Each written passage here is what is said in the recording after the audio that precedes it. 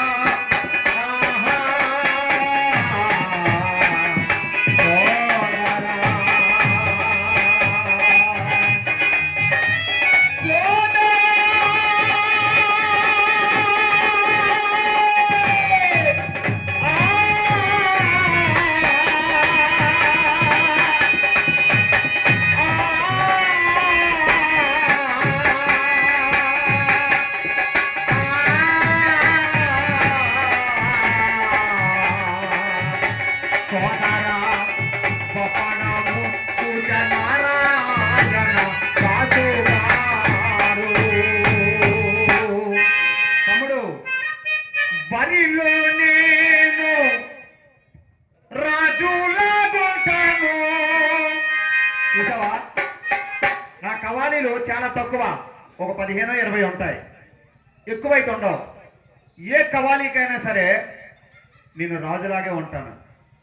ఎవరి దగ్గర తలవంచను, అబద్ధం ఆడను, తప్పుడు మాటలు అసలు ఆడను. నువ్వు వినే ఉంటావు, మహనీయులకు తెలుసు.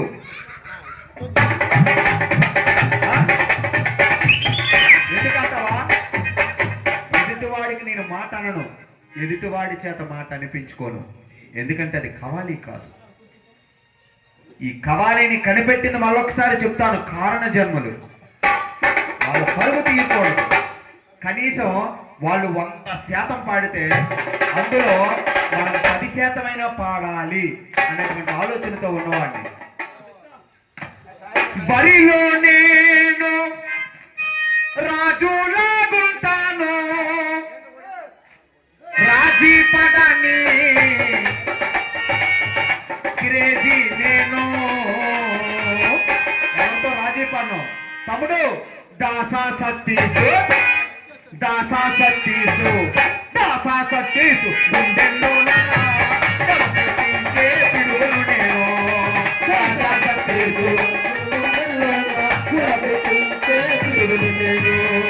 హరిలో నేను రాజులాగుంటాను, హరిలో నేను రాజులాగుంటాను, రాజీ పడని కేజీ నేను, కేజీ నేను. దాసా సత్తీసు, దాసా సత్తీసు, దాసా సత్తీసు, దాసులు గుండెల్లోన పిలిచే పిలువను నేను. దాసా సత్తీసు, దాసుల గుండెల్లోన పిలిచే పిలువను నేను.